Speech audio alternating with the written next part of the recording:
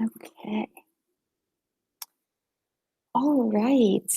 Welcome to Robert Morris Psychology Presents Let's Talk, Expectations for Transitioning into the Work World. So as a reminder, we like to just tell everyone to keep their mics muted until the end. If you have questions, you can put them in the chat or wait till the end. I will gladly answer any questions that you have. So let's begin. Here's an overview. My name is Briana Bunner. I am a first-year graduate assistant and a first-year graduate student in the MS in Counseling Psychology program here at Robert Morris. Kind of the overview of today, I understand that college graduation and landing your first job are great achievements. However, it is a large transition and there are a lot of obstacles and things that can happen from college life to being a working professional. You're bound to encounter some challenges in the transition to the work world that you did not anticipate while being a college student or have while you were a college student. So here are some things that we can consider as you depart from college to make it a smooth transition. So psychology career paths, college structure versus the work world structure, feedback and structure, receiving feedback, relationships, accountability, time management, professionalism in the workplace, how to ease a transition, and then some things to remember. Okay, so there are various career paths that you can do after graduating, especially with your bachelor's. So bachelor degree careers can include anything from advertising agents to career counselors, case managers, child care workers, laboratory assistants, market researchers, psychiatric technicians, probation or parole officers, rehabilitation specialists, sales representatives, social workers, teachers, writers, anything in that realm. It is kind of limited depending on the type of job that you have, if you need to be licensed or not. That would probably require additional training. But for the most part, coming out with a 4-year degree in psychology or anything in the social science field, human study field, these are some jobs that you can get. And then there is the pathway of getting your master's. And so there are a couple of different options when getting your master's. You can get a master's in clinical psychology, which basically graduates are allowed to provide psychotherapy and psychological assessment under supervision of a licensed clinical psychologist. So as you're doing that, you're kind of looking at various techniques, what they do, how they go about different approaches, but it's more clinical based. And then there's Master's in Experimental Psychology, which basically focuses on preparing students for careers in research. Students often focus on a specialty area such as cognitive psychology, human factors, developmental psychology, or social psychology. So some of the jobs that could be included in this field would be research assistants, lab managers, market researchers, things of that nature.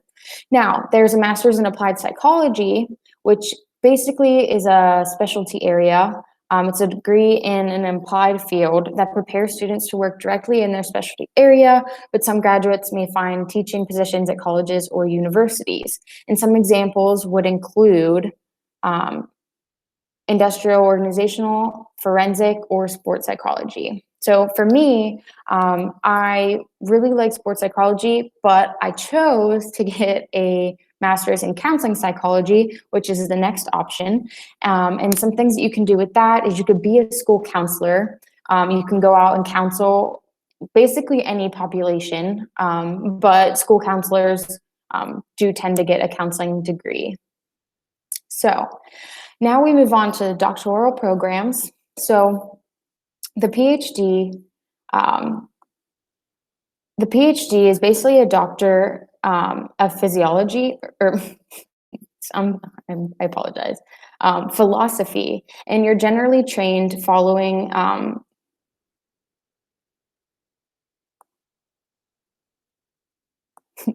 my apologies.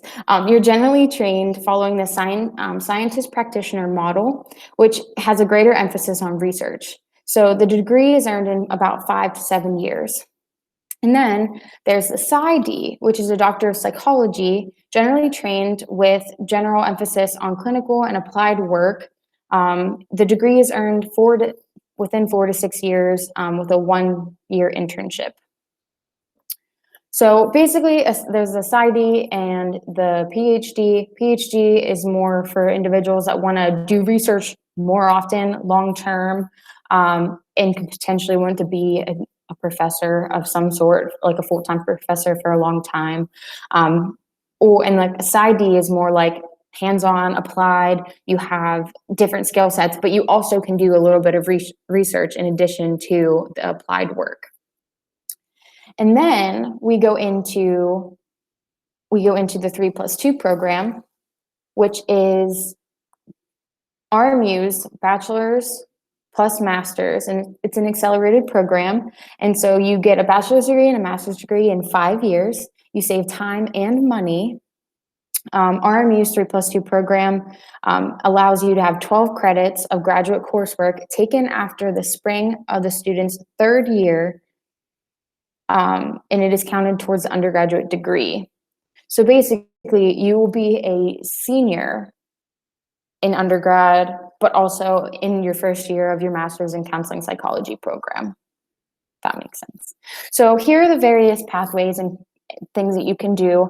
Of course, all of them take time, and you don't necessarily have to do like the master's and doctorate in order either. You can go from a bachelor's to a doctorate, or a bachelor's to a master's to a doctorate, or just stick with bachelor's, or just end at a master's. You don't really have to go on and get a PsyD or a PhD. That's just basically if you want to.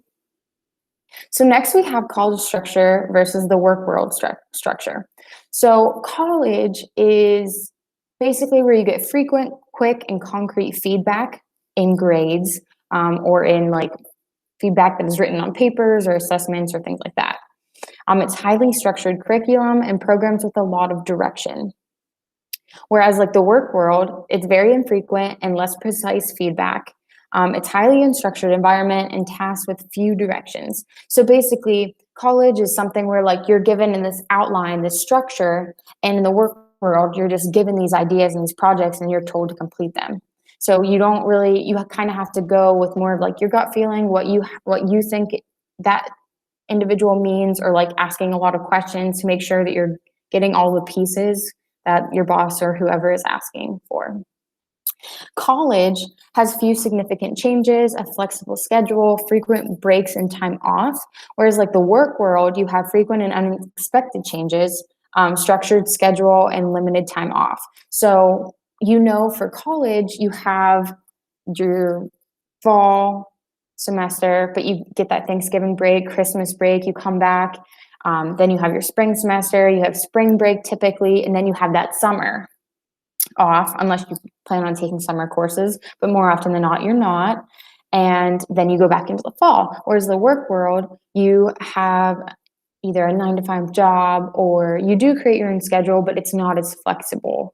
And you rarely get vacation time. So you're working yearly, year-round, with little time off, versus going to college when you know that you have breaks.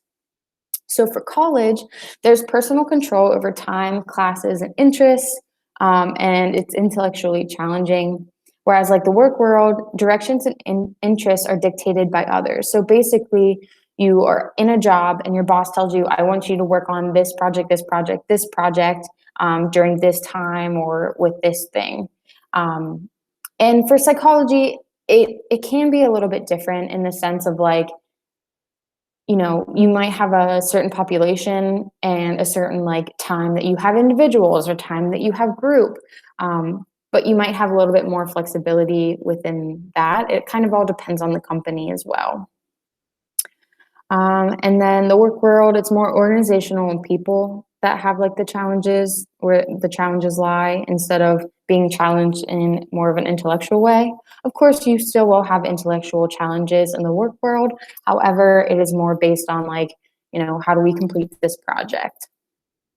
For college, You choose your performance level, ABC grades. For the work world, it's basically A-level work required all the time. You don't really, if you slack off, you might get fired.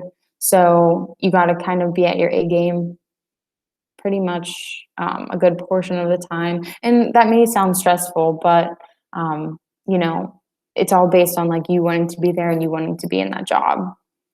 So for college, you focus on your development and your growth. You create and explore knowledge. You have individual effort, and basically in college, there's the right answer, which is like there's always a correct answer to something. Whether it's like a math problem or like how to go about a certain approach with this particular client. The work world is very different in the sense that it focuses on getting results for the organization. It's not really about like, partially it is about you growing in the position or you growing in the field, but more often than not, it's how can we do better for this organization? How can we do better for this client? It's not really as much focused on you per se. It's more focused on like the population that you are working with. You get results with your knowledge. So instead of like, testing out different skill sets and things like that, you basically have something that you're learning from the different challenges, different obstacles. You're gaining knowledge based on the different experiences. And then there's more of a team effort, teamwork in the work world. And it's not that, you basically are put, and of course there's projects in college, but in the work world, you're basically depending on your coworkers and your bosses and things like that to get projects done, to kind of, collaborate maybe on a client or something of that nature. There are a few like right answers. A lot of it is, a mixture of a bunch of different things. Like there's always going to be a different way to approach something and trying out new techniques. For college, there's an independence of ideas and thinking. There's professors, there's less initiative required, whereas the work world, you do it the company's way. You can obviously offer suggestions and things like that, but more often than not, you have to kind of play by the company's guidelines and rules. And instead of professors, you have bosses, and there's lots of initiative required. Now we are moving on to feedback and structure. So again, we're kind of going to dive more deep into the feedback and how the structure of the college and work world are. So for college, the feedback is clear, consistent, and direct. You have a syllabus, you have grades.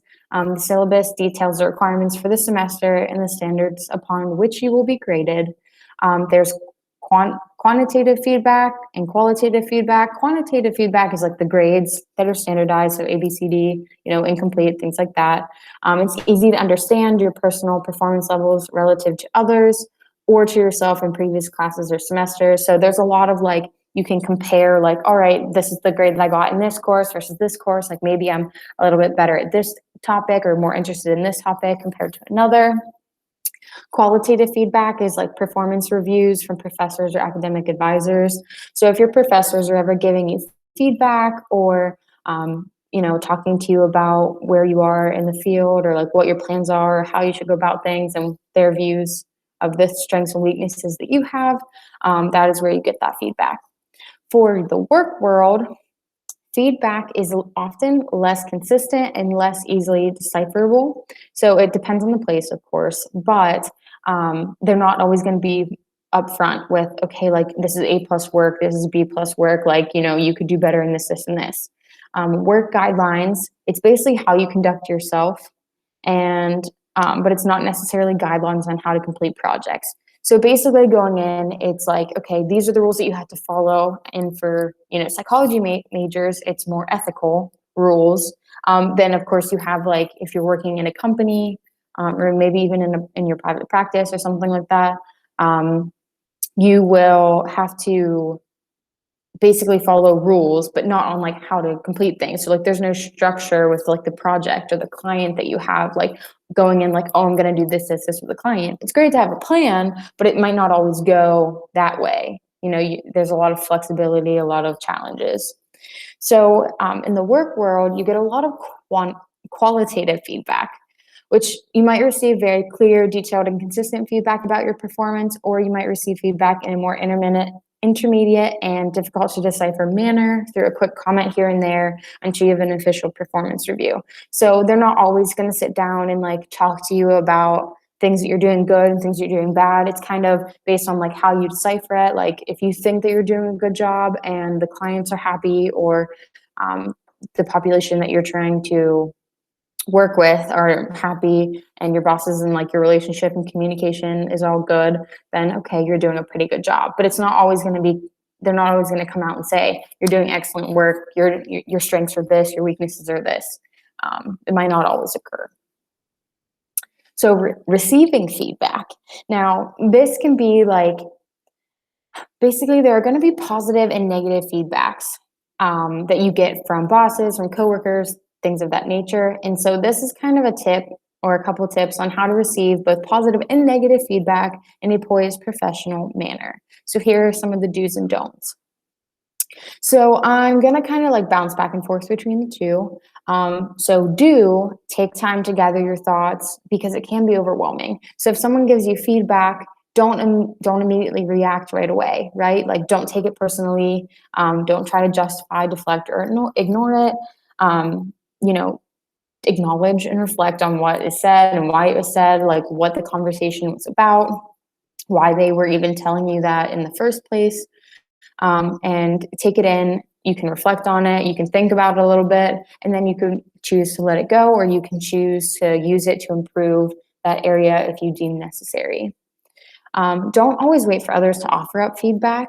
So for that, ask for it. Like ask for explicit feedback and clarification. Like if you don't understand why they said this one particular thing about you, or why, if you think that you're doing this one thing particularly well and they say no, ask why. What's going on? Why did you see it like this way? And try to understand. And then again, acknowledge and reflect on what they said and why they said it. And then you can choose whether or not you want to move on with it to improve yourself. Also, set expectations for the feedback that you want and revisit those expectations when needed. So what that means is like basically setting goals for yourself, and like in the work world, like, okay, this is the type of feedback that I want, and be upfront with your boss, be upfront with your coworkers. Like, so you can walk up and say, I'm particularly not good at this, and this, A, B, and C. And I would like you to keep up with me on this and constantly help me review these things for myself, because I particularly know that I'm not good, but at this moment, I'm not sure how to change that or how to go about it. So I would really appreciate it if you could help me, navigate through that. And then just have those expectations, set those goals, set that idea of like how you would like to receive feedback, and then ask for that. Ask for help, ask them for clarification, ask them to be specific. Moving on to relationships. Okay, so in college, you have friends, you have peers, you get a chance to build the relationships that you want with people, people who are most like you and who are around your same age. And there's typically very little pressure to keep up with those relationships if you don't enjoy them. And the relationships evolve naturally through interaction in class, from extracurricular activities on campus, and through friends of friends. So basically, you're allowed to choose who you're friends with in that environment. And any negative friendships or relationships that you have, you can choose to let them go. You don't have to necessarily put yourself in that situation. Whereas the work world, it's very different. Your relationships are kind of built in a professional environment. It's basically you networking, your colleagues who can help you succeed in your job and advance in your career. It's more strategic when you build those relationships. You're interacting with people of different ages, backgrounds, and interests. You're developing friendships comes second. So like, yes, it's relationship building in the work world, and connections and networking, and like, how can these people help me? How can I help them? How can we work together? Whereas like, you may not be friends with a lot of your colleagues. You might just be acquaintances or peers or coworkers. When it comes to relationship building that happens with people you don't actually even like or want to be friends with, you need to find ways to manage difficult relationships in a productive and professional manner. So I was talking about those negative relationships within the college realm. You don't have to kind of be around them or, associate with them at all. And if you have a class with them, you don't have to even sit by them. But when you're in a work environment and you have these colleagues and maybe someone that you disagree with or you might not necessarily like or enjoy, you still have to find ways to work with them, to, collaborate with them, to be productive and professional, even though you might not necessarily like them. Also in the work world, you're developing a connection with your boss. So a new authority figure who not only tells you what to do, but also has a lot of power over your success at your current company and your future career development. So it is difficult. Yes, you may have professors like in college, but in the work world, it's very much different where like you're potentially going to have them for as long as you're there. Like with college, you have professors that you're only with first semester, or maybe you do have them in other semesters, but it's a different class, maybe a different environment. But more often than not, you're not going to have the same professor the whole 4 years that you're at college. So it's very much different in that aspect of like you're developing a different type of relationship with your boss. And in college, like I mentioned before, the professors, their professional connections and networking, basically it's how you conduct yourself with a professor in a class has little impact on your experience, performance, and reputation in another class or department. So like say you have a really bad interaction with someone in a subject that you might not particularly like, and you won't probably ever have them again. And so if you get that same negative relationship with your boss, that may alter your entire career path. Like you can't just go and get a new boss or take a different course. Like you could, of course, leave the company or try to move to a different area in that company, but it's going to be challenging because that kind of follows with you. And that applies to the psychology world because a lot of psychologists and counselors are connected. They're related. They talk. A lot of people network a lot of people because there are limited amounts of us, like compared to other career paths. Psychologists and counselors tend to collaborate a lot more on things, and so that kind of like sticks with you a little bit more so than in college. So accountability. So college, you're accountable mainly to yourself, your academic achievement, your overall success, and your learning. So you develop your knowledge base and your critical thinking capacity. You are occasionally accountable to others due to group or team projects, but mainly to yourself. And then there's more room for mistakes, learning from those mistakes, and overall growth, because that's what college is about. You're here to learn different skills. You're here to learn about your strengths and your weaknesses, what you like, what you don't like. And you're allowed to make mistakes. And it's not that you're not allowed to make mistakes in the work world, but there's more consequences for the mistakes that you make. And then in college, there's independence of ideas, thinking, and doing. And so you're very much allowed to be free in the way that you approach different classes and things like that. Whereas like for the work world, you're not only accountable to yourself, but to your team, to your colleagues, your boss, your division, your organization, so your company.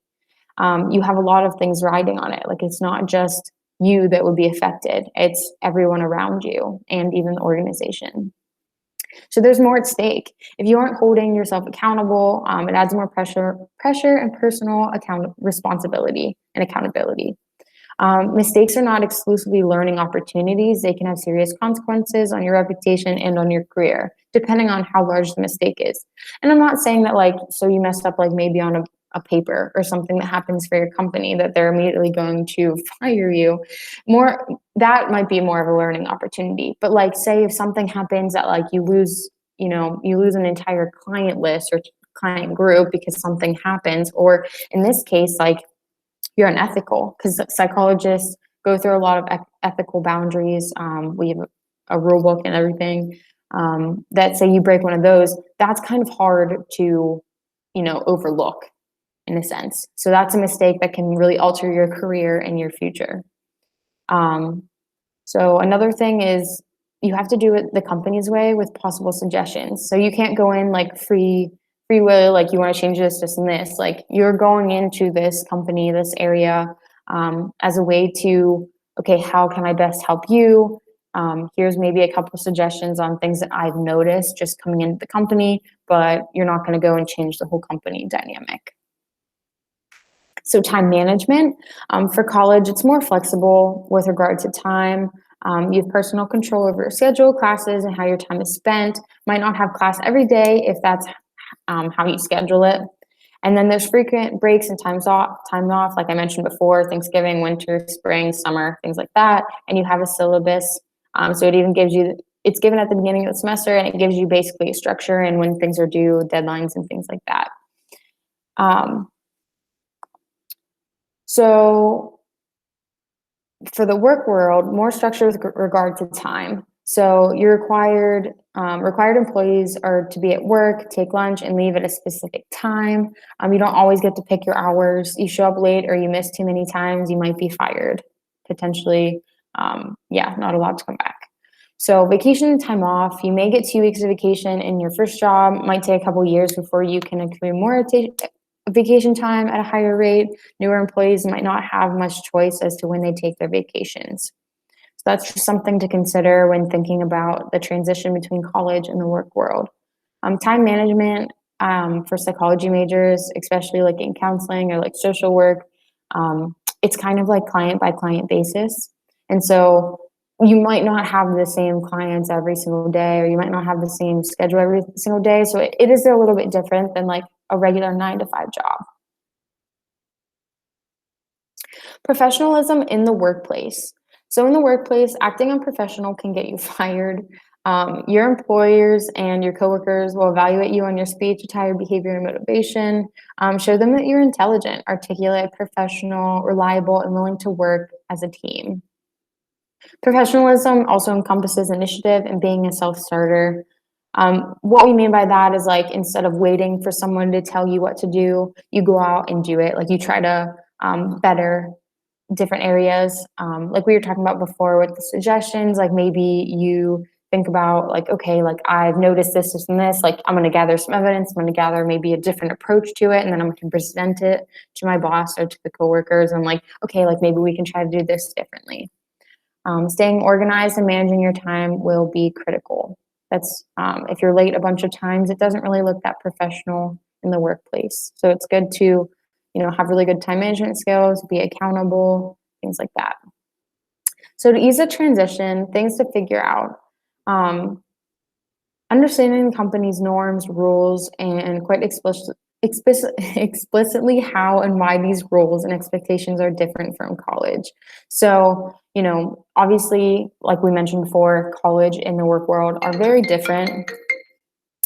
They have very different styles and structures and things of that nature. So kind of figuring out where and how those kind of relate. Do companies actively promote a positive, encouraging mindset, especially among more experienced employees? If yes, adapt to that mindset. If not, create that mindset for yourself. Looking at different ways of like, okay, how can I grow? How can I be better in my job, in my life, in that way? So like, not always just thinking like every negative situation of like, oh, that really didn't go very well, so I'm just going to like brush it off. It's like, okay, I'm going to learn from the different mistakes and things that happened, and I'm going to try to improve them for the next time. Do the companies have mentoring? If yes, embrace the experiences and lessons that mentors will be sharing, if they are willing to share. If not, find a mentor that fits your style and needs and who remembers what the challenges were like to be new in a company and who have addressed and overcome those challenges. So when it comes to mentoring, it's not necessarily like, oh, I'm going to like, oh, this is my mentor. It's more like I'm seeking out someone who has similar interests or who I see as someone who I want to be in the future. So for me, when I was an undergrad or when I came into college, I've actually met Dr. Manda. She was the first person I met, and she really helped me to see like, okay, this is like what she's doing is what I want to do. And how did she get there? And so I would, pick her brain. And so she kind of became my mentor and my way for helping in different situations. Like I was able to, figure out the different pathways, like, okay, what did she do? How did she go about it? Like, what were the different career paths? What were the options? Like, asking her, like, what did she learn? What would she have done differently? And, figure it out from there. But finding a mentor that has those experiences and will basically help you through your career is key. Be willing to take time and effort necessary to master the transition from school to work. So reaching out to other more experienced friends or family members to learn about what helped them and manage their transition. Recognizing which soft skills they are lacking, developing a plan to improve them. So things to remember, part one, finding employment may be difficult. So you may be entering the workplace at a time when it's very competitive. There might not be a lot of jobs available or jobs open to you, or we are currently in the midst of a pandemic. So that can be very challenging in itself. And so finding a job that, fits what you want to do might not always be the very first option. You might have to kind of go with that until you can find something that's more you. Attaining a job is a very time-consuming task, and you may only get one job offer. Utilize the internet as well as family and friends, other students, alumni, professors, mentors, former coworkers and bosses, and former organizations to basically help you to figure out different career opportunities. Stay connected with organizations can benefit you in terms of future networking, such as alumni associations, academic clubs, sports teams, social groups, fraternities, or sororities, and similar professional organizations. Staying connected with them can basically help you to find employment right out of work. Like, hey, do you have any opportunities? And then you can kind of slide your way in there. During the interview process, get as much information as you can about the company and key personnel. So public relations material, company brochures, newsletters, what the organization says about itself, and print provides a good indication of its time management philosophy and styles. So next we'll move on to college graduates getting entry-level jobs. A large number of the jobs available for college graduates are entry-level. So basically you're coming in and you might not always get that ideal job that you wanted because you're still learning. You're brand new out of school. A lot of people have more experience than you do, but this is your opportunity to gain experience and to learn. These jobs often require hard work, long hours, and low pay because employers want to see all the employees start at a certain level to better understand the business and the profession. Recent college graduates should not reject a job offer because they sense that it's beneath them, but be realistic in your expectations. And by that, I mean, okay, you're coming out of school, you might not have as much experience as some other people, but you do have this background of academics that kind of support your knowledge, support your skills, and you can come into this workplace with, okay, I have these skill sets so I can understand why I'm at a particular job. I don't have those experiences, so that makes sense why I'm at this level. Things to remember, part two, the first job. So it's beneficial to have a vision of what you want your career path to be after graduation, but don't panic if your first job doesn't perfectly fit your envisioned plan. Your first job can serve as a chance to gain experience, maturity, and confidence. So like I mentioned before, it might not be exactly what you want. It might not be the population that you want to work with, but it's something. It's something for you to be able to grasp what this profession is like and to gain experience and to kind of help you along in that manner. Keep track of your accomplishments, publications, and developing skills that you can obtain so you can obtain that job you desire. Starting your new job in a position in a positive direction. Employers often look for entry-level workers who do not have the aptitude, but who also display enthusiasm, excitement, and drive. A new employee may be looked upon to bring fresh perspectives and new ideas to the team. So like I mentioned before, you come in and you say, like, I've noticed this, this, and this. Maybe we can find a way to maybe improve this area because I have new eyes. I understand what's going on. Establish a reputation for being a good worker who's willing to learn and is capable of meeting deadlines. Do the minimum required might enable you to keep your job, but baseline performance won't lead to any type of promotion. So basically, if you go in and you just do what is asked of you and nothing more, you'll probably stay at the position that you're at. But if you choose to kind of accelerate into a higher level position, do more than what is asked of you. Maybe even do the responsibilities and things that job may entail to kind of show that you're ready and you're willing to be promoted. Your supervisor will judge you on your work ethic, teamwork, ability to focus, ability to learn from your mistakes, and contributions to organizations or department. So just make sure that you are, aware of your surroundings, aware of the things that you're doing, always constantly reflecting on ways that you can be better. It'll kind of help you to stay on the same pathway that you want to, and maybe your boss is seeing that in the same light as well. So identify a supportive mentor who can show you the ropes and steer you in the direction that you will enhance your long-term career goals. Again, like I mentioned, Dr. Rhonda was mine. She's very helpful in helping me decide from my bachelor's to my master's to my doctorate to future career paths, like basically helping me decide what I want to do. Any questions? Here are the resources that I kind of got a lot of this information from. We will be posting this on YouTube, on our RMU Psychology YouTube page, our channel. So please go check it out if you missed it. There's a bunch of other videos and topics. We will continue to do this in the fall of 2021. And yeah, there's going to be a couple of different perspectives. Some of the titles and topics will be repeated, but we will try to keep some new, fresh perspectives. If you have any advice or any ideas on things that we could kind of talk about, please let us know. Please reach out to us. Again, thank you so much, and I really appreciate talking to you guys.